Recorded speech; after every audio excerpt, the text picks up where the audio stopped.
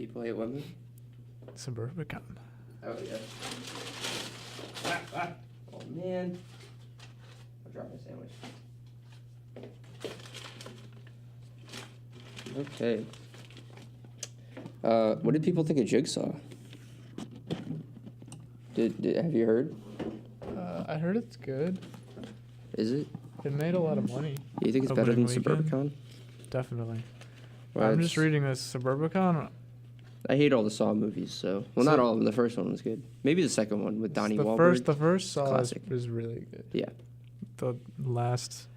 I don't know how many... I never knew that one of the guys who wrote Saw was the other guy that was in the room. The one who... The guy who doesn't Dave cut his foot Franco? off. Yeah, he kind of looks like Dave Franco. Yeah, That's who Dave Franco's playing, right? Is that guy? Wait, Dave... What are you talking about? The Room. Oh, I'm talking about Saw. What are you talking about? I don't know. I don't know what I'm talking about. When did we switch to The Room? I thought we were talking about Jigsaw, and then we're talking about... I thought you meant The Room like the movie The Room. Like I did not hit her. No. No, I didn't mean that. No, in the room, in like the bathroom in Saw, where the guy cuts his foot off. The other guy that's in the room, the guy who doesn't cut his foot off, was the writer of Saw. Was one half of the writers of Saw. So he wrote in that he doesn't get hurt. That's good. Well, he dies. No, sure. But you don't find that out until the second movie. I've only seen the first 2 movies. I've never seen anything past that. There's 8 of them now. We're not even talking about Saw or Jigsaw in this episode. We're talking about a movie that cost $25 million to make and only made $2.8 million. Yeah. Yeah, that kind of sucks. That really sucks. I feel bad for them. Yeah, I do feel bad for them. I use my movie pass for this though, and this is like a good movie pass movie to this is a good movie to use movie pass on, is what I'm trying to say. Because I don't think it's so much bad as it is disappointing. You know, it's like a child that I'm not mad at him, but I'm just disappointed. I thought that I taught him better, and he hasn't disappointed me like this in the past. You know what's disappointing? Getting the wrong sandwich. You got the wrong sandwich? They gave me the wrong sandwich. What is it? This is like shredded beef and potatoes. What the fuck is that? Or like home fries. Yeah, and egg. We're eating breakfast on the show live for you guys. This is Josh and Evan in the morning. Right? Yeah, so it's not a bad sandwich. Yeah. It's just not what I was ready for. Okay, but it's not what I wanted. Remember that from Rick and Morty? Yeah. Okay. Yeah. We're talking about Suburbicon. Yep.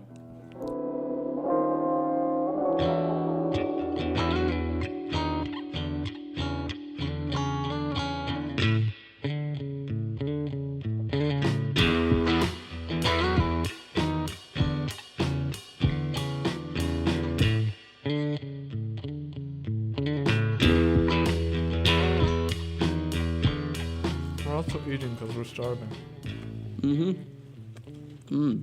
Okay. And Kayla's here, and she's just this whole episode's just gonna be us chewing. It'll be like that one where we got like cannolis. When did we do that? That was like one of our first couple episodes. Did you do an episode without me? No, you were there. I was there for that too. Oh, Kayla's also in the room. Kayla's just sitting in the room. She's judging us. Kayla, does your mom listen to the show still? I think so.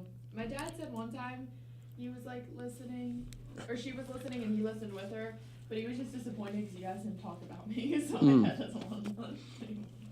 All right, well, what's your dad's name? Eric. All right, Eric, we're talking about your daughter. She's in the room. She's eating a sandwich. Kayla. I'm going to describe everything Kayla does. She's looking at me. She's chewing. She's smiling. She's trying not to smile. Now she's laughing. I haven't done this in a while. I have to give a health update to the Gressons. Yeah, exactly. Kayla is alive. She is alive and well. Yeah. Yeah, you said your heart was hurting in the store today. But that was just because she hates Evan. Yep. I was there. I witnessed it. All right, so we're talking about Suburbicon. Let's talk about Suburbicon.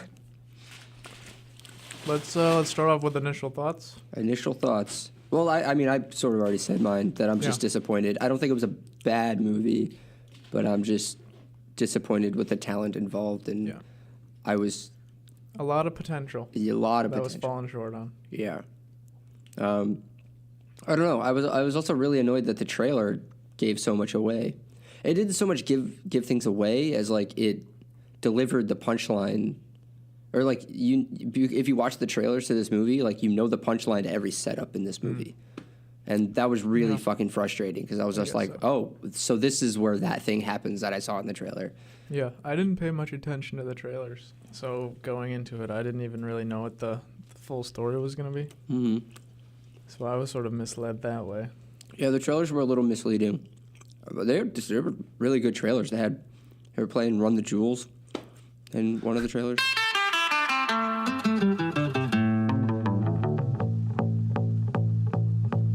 Picture this, I'm a bag of... Yeah, but, okay, so what are your initial thoughts? I'm just going to say that it fell short of what it could have been. I think the talent they had was really strong, but I don't know, maybe it was just the story. I don't know if it was the writing. I think the writing was good in terms of dialogue. Maybe it was just structure of plot and stuff like that. Yeah. The direction characters had to head. Yeah. I thought the performances were all fine, you know. I really like Oscar Isaacs in this. I thought he did a good job. Yeah. He always does a good job. Julianne Moore was good. Performances were all fine. I thought the dialogue was good, but it's just like the structure of the story. Yeah. And maybe like the tone, and just like we didn't get a lot of backstory into the characters, so I didn't really feel like I had to care about the characters all that much. Nope.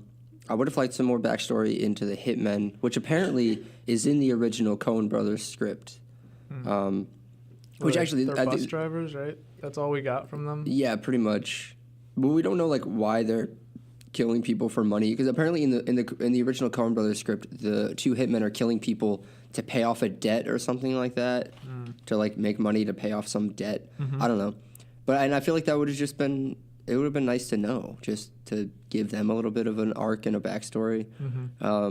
So we should actually probably mention that this movie tonally feels like two movies squished together. Yeah. Okay. If we are going to spoil this movie, so get ready for that. So this movie has this one part where it's this black family moving into this white suburban neighborhood, right? And these white people are going crazy about it, and they're rioting outside their house, and they're lighting their car on fire, and they're breaking their windows and all that shit. So that's happening, all this oppression of these black people in this new white community. And then there's this other story where Matt Damon his wife is killed by these two men, these two intruders into their home, and we grow to find out that Matt Damon was responsible for his wife's death, that he paid these men to kill her so that he could use the insurance money to pay off money that he borrowed from the mob or something like that. I'm pretty sure it was the plot. And then it goes in this whole thing where he has to like kill his son, and then everyone just starts dying, and there's an insurance investigator played by Oscar Isaacs, and it's just a lot. Yeah. So basically these two stories are connected through the kids. Yeah. Who grow to be friends. The kids are probably the one thing I really didn't like. I didn't like the kid who played Nicky, Matt Damon's son. I just thought he was like, I can't even remember what he looked like, and I don't know. He was really underutilized. Although he had a lot to do. He did. The movie. Yeah. All the reveals were kind of through him. Yeah. I don't know. I just felt like I didn't really like that kid all that much. He didn't have a memorable face to me. Dang. Whatever. Harsh words. Yeah. From JT. But yeah, so it has these two stories, and the reason it has these two stories is because it was literally written by two different people. Which is crazy. You just told me that this morning. Yeah, so the whole black family moving into the white neighborhood, that was a script that George Clooney had been working on for a couple years, and was going to develop into a totally different thing. And then he remembered that the Coen Brothers had written this script back in the 80s about this guy who paid to get his wife killed so he can get insurance money so he could pay off whatever. So they had written the Coen Brothers had written this entire script for this feature-length film, and George Clooney was like, oh, why don't I just take this idea about this black family moving into a white suburban neighborhood in the 50s and you just throw it in and intersplice it with this Coen Brothers Use it to script. contrast the situation. Yeah. And for the most part, I actually kind of enjoyed it. For me, it was just like a really absurd, funny thing to happen that all these white people are like literally killing each other on the other side of the fence, on the opposite street, and yet all these other people can focus on is the fact that this black family is living in their neighborhood, and they blame everything on the black people too. And I thought that was hilarious in a satirical way. So for the most part, I thought it was an interesting concept. Like on paper, it sounds good, but I feel like in execution fell short. It felt pretty short. I don't know. Yeah, I almost would have like maybe preferred just one or the other. Yeah. And to me, like the black family moving into the white neighborhood is a more compelling story to me, if only because the Matt Damon storyline we've seen that before. Literally, the Coen Brothers wrote that movie before. It's Fargo. That's all Fargo is. So if that story sounds familiar, like it's because it's Fargo. No, it's just a period piece. Yeah. With Matt Damon. Yeah. So, yeah, a lot of people have been calling this movie like a great value Fargo, like a store brand, Stop and Shop brand Fargo. Okay, I can see that. It's just because like, it really is the same story. Just recycled, yeah. Yeah, but where Fargo succeeded was where like they gave the hitmen more of an arc and more character development, and the comedy is, I don't know, the dark comedy. The Coen Brothers just have a way of like handling that dark tone and the witty dialogue and the satire very well, and they're able to balance everything that I feel like George Clooney just wasn't really able to do. And I'm one of the people who defends George Clooney as a director. I think he's a good director. Yeah, I don't know. Maybe it's just not his style. Maybe he's got to find his own thing. I think he probably just went with this because he's worked with them so much as an actor. Yeah. Probably just feels comfortable handling their scripts and such. Yeah. I mean, a lot of people are disappointed about this movie. I think it has like a 30% on Rotten Tomatoes. Yeah, it's not good. But I don't know. I think it's definitely worth seeing at least once. Because like it's really puzzling to me why it doesn't work. Because like I was watching it and it was over and I knew it didn't work, but for whatever reason I couldn't figure out why it wasn't working. And I'm still having trouble with it. Yeah, I don't know what exactly it would be. Because it has all the makings of, like, I love the Coen Brothers. I will watch like any Coen Brothers movie and just be in love with it, minus like The Lady Killers or like I think Cruel Intentions or not Cruel Intentions, something. Because you can't say there's no payoff or anything. Yeah, no. Everything has a full story circle. But I think it was the fact that everything was spoiled for me in the trailer.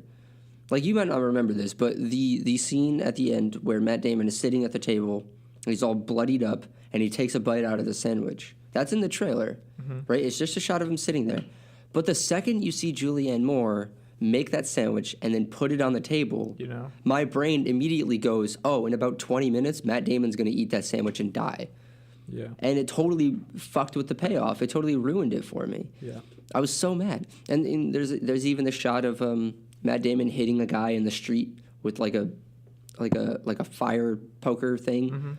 And I was like, oh, I wonder who that's gonna be. And then the second Oscar Isaac shows up at night at their house, I'm like, oh, I bet he's gonna be the one to get hit in the head in the street. And then he was. It's just like things like that, like characters' deaths were. I was predicting them like 20 minutes in advance. Yeah. The one thing I really liked was that Julianne Moore poisoned Oscar Isaac. I thought that was hilarious because that I actually did not see coming. Yeah, true. With the Drano and stuff. Then it was like right at a moment where like Matt Damon was like maybe about to beat him, like he was about to like get out of all of this, and then she just fucks it all up. Yep. I thought that was pretty clever. Apparently, all the Oscar Isaac stuff was exactly the same as it was in the original Coen Brothers script. So that might also be part of it. Yeah. He felt more like a door-to-door salesman Yeah. than someone who worked for the government. Yeah, he was charming. I liked him. That's also because you just like Oscar Isaac. I do. I don't know. He hasn't. I don't think he's made a bad movie No. that I've seen recently. Is Oscar Isaac white or is he mixed? I think he's mixed. So why wasn't the neighborhood making a huge big deal out of this? Maybe he doesn't live there. Maybe he lives. Yeah, but he somewhere was in else. their neighborhood. Yeah, he walks around. He's an insurance investigator. That's true. But he has Yeah, to but I go don't into know. homes and stuff. That's a good question. Because You know the whole what time they were like, I choose to live in the suburbs, not because I don't think they should have like equality or whatever, but because I choose to live with other white people, which is like the worst thing I've ever heard in a movie. One thing that I really hated this because it's kind of just like poor storytelling in my opinion, was that the way Matt Damon gets away from the fat hitman, the way he gets away from him is because a fucking fire truck hits the guy's car. Yeah. And that was so dumb. That would not have happened. The fire truck would have seen the car, would have been like honking his horn, would have swerved out of the way, wouldn't have just rammed into him. The guy had his headlights on. He was driving like normal. No, he didn't. He did not have his headlights on. Are you no. sure? Yeah. And he was in a blue car. I don't know. It just seemed like way too convenient for me. Yeah. Of an ending. I think it just adds to the randomness of the situation. Yeah. Though. And that's another thing where like the comedy, I feel like all the comedic moments in this film were shown in the trailers. Like when Matt Damon like rides away on the bike. Yeah. That would have been really. There's only like 2 or 3 comedic moments in total, anyways. Yeah, I know. And they weren't even that funny. They Yeah. were just because everyone was, I guess, just not enjoying the movie. Yeah. Like when he starts eating the sandwich, everyone was like dying around this. Yeah. But at the same time, I was like, how did you not see that coming? Yeah.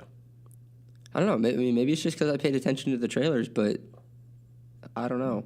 And it would have. I feel like it would have been better had I not seen the trailers. Even if you hadn't seen the trailer, it's still super predictable. Yeah. Yeah, like the second you see them at the table with that sandwich in front of them. But whatever. I don't know. The trailer really ruined a lot of stuff. Also, we were just talking before this that apparently Josh Brolin filmed a bunch of stuff for this movie, and he had a big role, but apparently his entire role was cut from the final product of the film. And I'm really interested to see who he would have played and like what his character was. Did they say who his character was? No, I don't. I didn't read that, but I could read up on it more later. But yeah, I'm really interested to see who he would have played. Yeah. And how his character would have. Because anytime Josh Brolin plays a role, he has a strong presence. Yeah, no, he's good. And I mean, I imagine he would be like a mob guy of some sort. Yeah. Maybe that's who Matt Damon gets the money from. Yeah, maybe. I don't know. I just feel like the characters, especially Matt Damon, I don't know why they really didn't focus on developing Matt Damon's character all that much. I feel like he felt very shallow. From the beginning, he was like pretty just like unlikable. Just kind of like an absent father who didn't have much character to him. And I feel like it would have been more effective had they made him a more likable character in the beginning, and then well, I tried to do that stuff with the accident, but it didn't add to his character. Wait, which part? When they're like throughout the movie, they discuss how his wife got in the car crash. Oh yeah. And then it was like, and he was driving or whatever. Yeah. For like half a second, but they don't focus on any of that. Yeah. They just bring it up to move the plot along.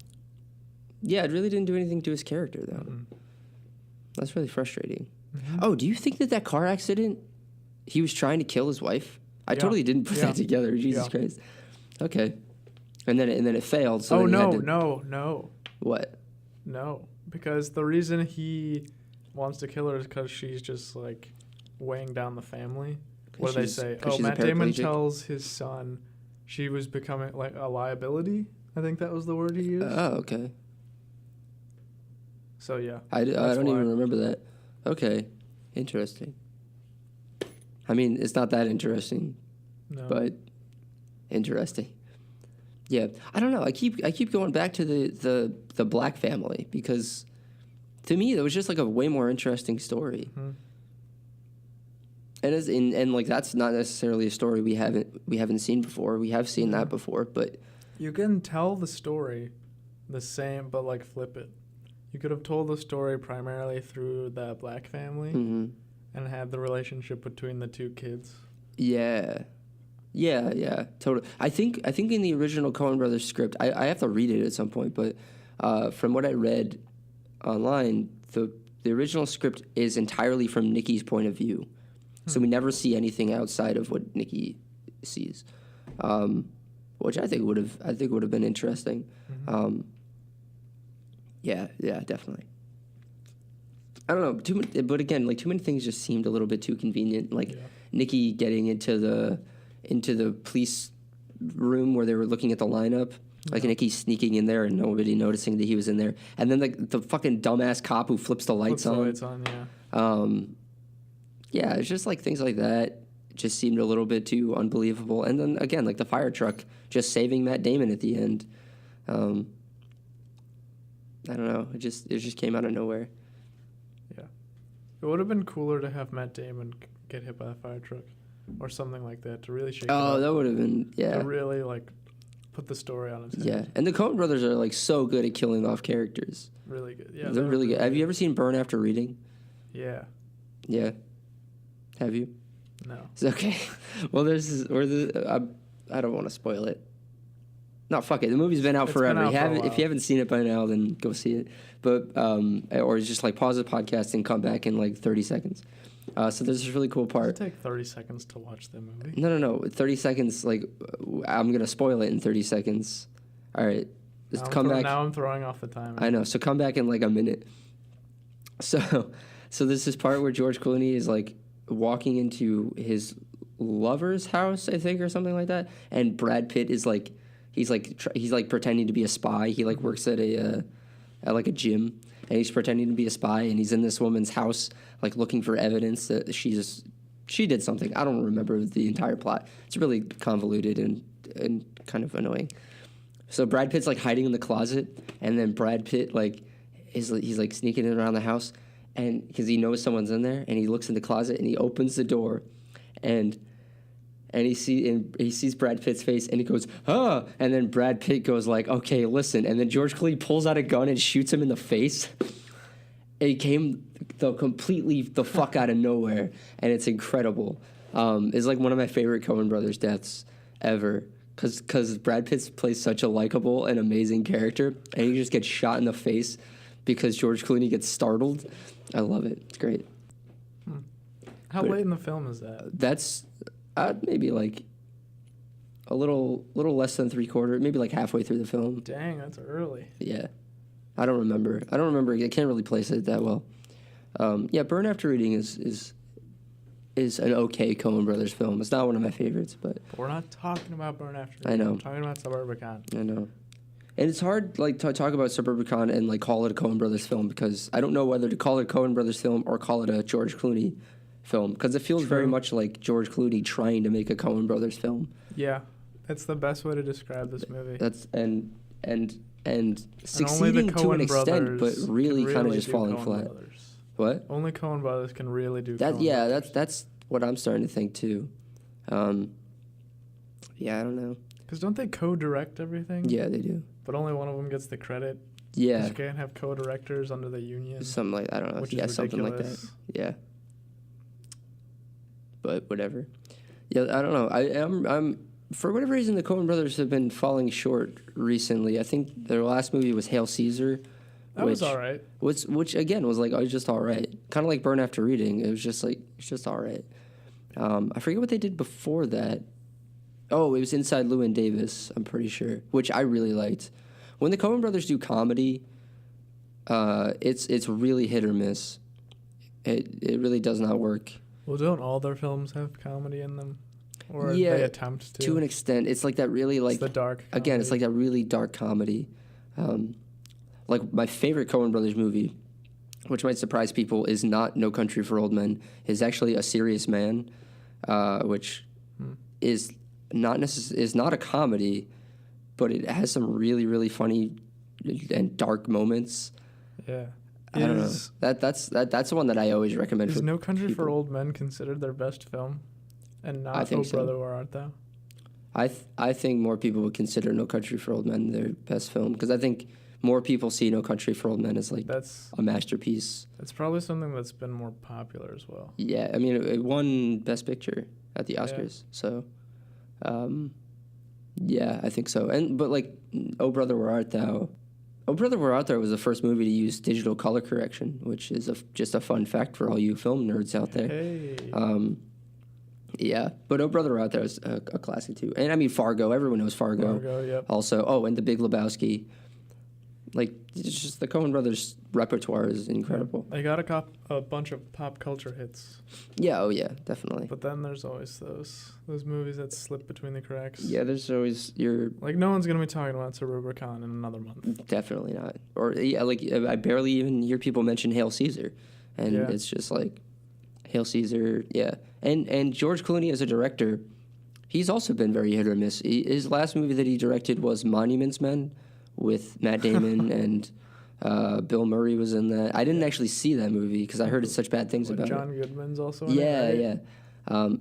yeah. I heard such bad things about it that I didn't want to see it. I heard that was another like Coen Brothers Was it? style-esque movie that just didn't really work that well. Oh, I know some people liked it, but a lot of people just didn't see it. Yeah, I completely like just had no interest. I don't know why. The trailers didn't grab me for whatever No, reason. it seems so dumb. Yeah. Maybe I'll go back and see that and see what everyone was talking about. But George Clooney can direct really well. He directed this movie, Confessions of a Dangerous Mind, with Sam Rockwell. That was like back in the early 2000s. About what's the hell's his name? Chuck Berry? No, not Chuck Berry. That's a different guy. Someone Chuck something. Maybe it is Chuck Berry. I don't know. The guy who like created all those game shows back in like the 40s and 50s. Like The Dating Game and the Gong Show and things like that. And that movie's incredible. And Sam Rockwell gives an amazing performance in that. And it's just like the editing of that one is incredible. And I love that movie. Yeah. So George Clooney directed that. And I know Does George Clooney only make period piece films? he made a movie called The Ides of March with Ryan Gosling in it. And I believe he was in it as well, which I think was set in modern day. So no. Because everything I've seen yeah. from him takes place like pre-1970. Yeah, I Or 80. wonder why that is. I don't know. He's a man of style. Yeah. But so, you know, I'm giving George Clooney a little bit of a pass because I think if anything, this was just a failed attempt at trying to be a Coen Brothers movie. Yeah. And like, I really want to see this movie if the Coen Brothers directed it. Like, would it really have been better than it was with Yeah. George Clooney directing? Is it the director or is it the Is it the actual script itself I and don't the know. substance of it? Yeah, I don't know. Was it the editing? It could be like many different things that Yeah. made this movie fall short for both of us and for many other people. And it's hard to really pinpoint exactly what it is. I don't know. I mean, like I said, like I really don't think it was a bad movie, No. but I think it was just disappointing. Yep. Just something that didn't meet expectations. Yeah, and I'm really having a hard time pinpointing what I wanted it to be and what it wasn't, and how it didn't actually live up to the expectations. I don't know. Do you have anything else to say about Suburbicon? Not really. Yeah, I think we can make this a pretty short episode. Yeah. I'm interested to see what other people say about this. Yeah. It's weird because there's not much to say. Yeah. It was a long movie. It didn't feel long. But it didn't feel long. It didn't feel like much had happened. Yeah. Yeah. And I almost, this is like a weird thing to say, but I almost feel like this movie would have benefited from like another half hour. I think like to really give it another half hour to develop the characters a little bit more in the beginning, make us care a little bit, maybe like throw in a little bit more misdirection. Like I really think that making Matt Damon's character likable in the beginning, Yeah. and then totally flipping it and saying, "Oh wait, but he's the one who hired those men to kill his wife." Yeah. I think that would have been effective. Yeah, misdirect in the beginning for sure. Well, the only guy who got any sort of character development that worked towards his actual character's likability was the uncle. Yeah. Oh, yeah. We didn't really talk about the uncle that much. I thought he was underutilized. I think too. Yeah. I think he plays a bigger role in the Coen Brothers script also, from what I read. Because he has that big talk with Nikki at the funeral, and that goes a long way to developing their relationship and him as a person as well. Yeah, but the thing was, did you like that uncle? No, he felt kind of weird to me. Really didn't like him. Like, I was a little uncomfortable, but at the Yeah. same time, he seemed like the kind of person who would defend anyone. Yeah, but it's just like him saying like, "Who loves you like a son?" You know, like that Yeah, was just that's really creepy. weird. That's That was really really weird. fucking creepy, and I really didn't like him. I was like, Nikki, stay away from this guy. He pays the ultimate price. He does, yeah. Sad. Yeah, poor guy. But yeah, I don't know. I feel like, well, maybe making him a little bit more likable in the beginning could have also benefited. Yeah. Yeah, that's true. I don't know. This movie is just, Maybe that's what it is. Maybe every character just either doesn't have enough development or has the wrong development. yeah, I think so. That's the way that I see it. All right. We've done it. We've cracked the We've code. cracked it. Call us up, Coen Brothers Make and George Suburbicon Clooney. great again. Oh, God. Can we make Suburbicon great again? I don't know. Let's think you'd have let's to do make a an remake entirely in new like 40 years. We'll do a remake. 40 I checked years? my watch. I don't think it's Check good enough how to many be years. 40 years. 40 what? I don't think it's good enough for 40 years. I'd give it like 5. 5 years for a remake? They rebooted Spider-Man like 3 times in 10 That's years. Spider-Man. Yeah, That's a superhero but that's movie. like- This is Suburbicon. We'll It revisit doesn't it. We'll revisit it in 40 years. It'll be like The Thing or Blade Runner. You know. Like when George Clooney's too old to be relevant anymore, Yeah. so he redoes all his old movies. Yeah. We'll have Matt Damon reprise his role, except he'll be like 80. He won't be 80. Jesus Christ, he'll be 90 in like 40 years. He's probably Won't be 50 hard something. to kill his wife then. Yeah, exactly. Won't be hard to kill. You won't need a sandwich to kill him at that point. Nope. Whatever. So that was Suburbicon.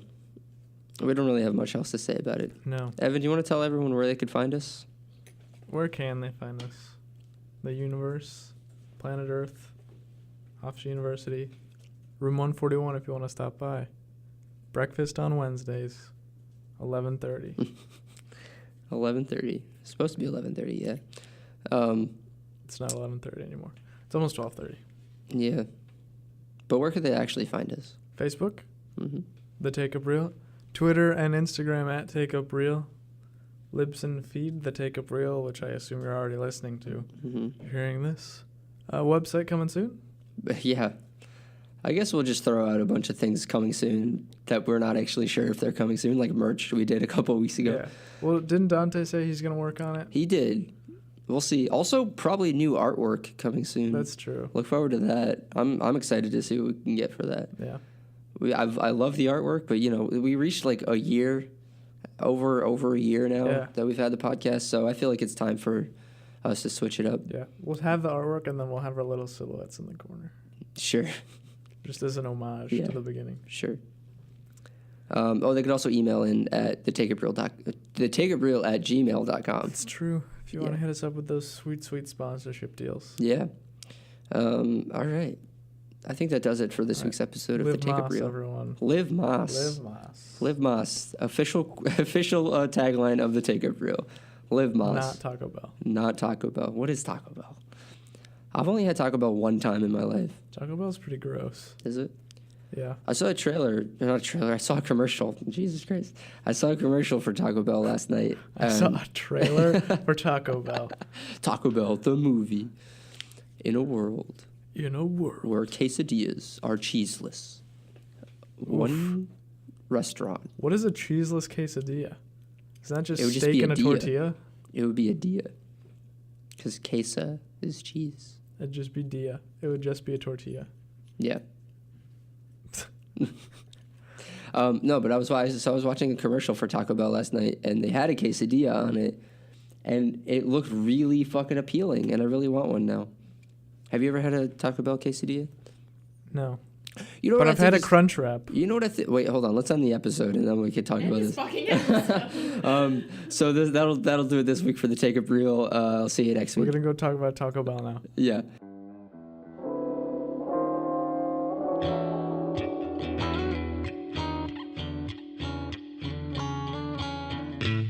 So, what was I gonna say? Oh, you know what I think is really overplayed is like this whole like everyone on the internet's like, oh, I hate when I eat Taco Bell and then I have explosive diarrhea. If you're having explosive diarrhea after You eating should Taco stop Bell, eating Taco Bell. No, but also like you have bigger problems than just Taco Bell. Like your body should not be doing that. You No. should not be having explosive diarrhea just because Your you body's ate some Taco reaction Bell. to ground beef should not be to shoot it as Honestly, hard as it can out of your seriously. butthole. Seriously, if you're having like bloody poops because of a taco, you go talk to your doctor.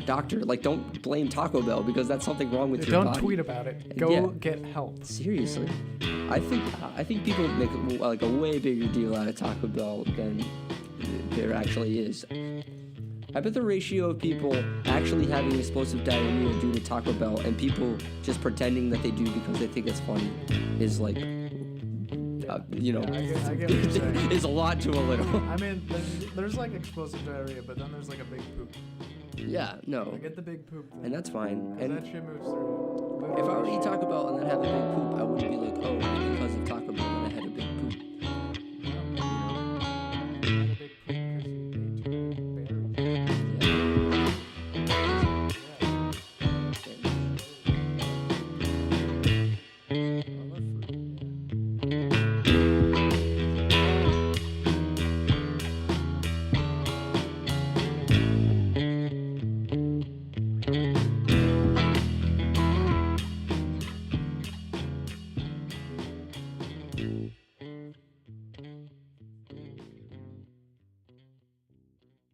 Bye. Oh, that went well. That was fun. We were a little over time, but that's okay. Sorry, guys. Like, Were we under an hour? yeah. Because we had all that. We had the. Oh, you stopped it, but we had that chunk in the beginning. Ooh, we Ooh. had so much in the beginning. So much chunk in the beginning. Oh, God. We It's still recording, So so we can much. add all No, it's this. not. Yes, it is. It is. Yeah. Oh, Yeah, I have to we go have in there and so stop it. much chunk at the beginning. It's not even funny. I'm gonna put that up there. So much chunk. You know what? So much chunk is gonna. Too much chunk. Oh, that's gonna be something. So I'm gonna. Let's put that on the TV.